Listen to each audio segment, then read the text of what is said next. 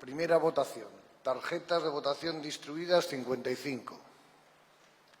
Tarjetas de votación recibidas, 55. Abstenciones, 0.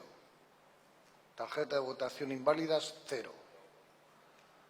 Tarjetas de votación válidas, 55. La mayoría absoluta que se necesitaba eran 28.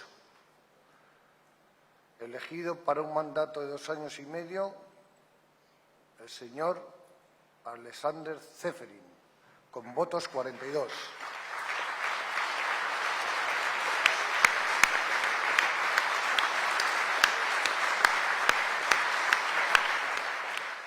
Y le deseo, en mi nombre y de todos los miembros del Comité Ejecutivo,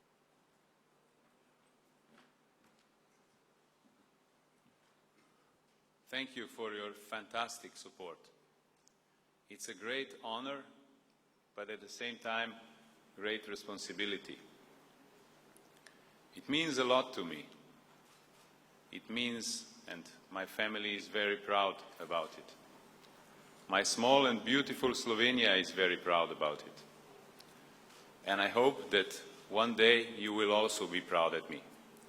Thank you very much.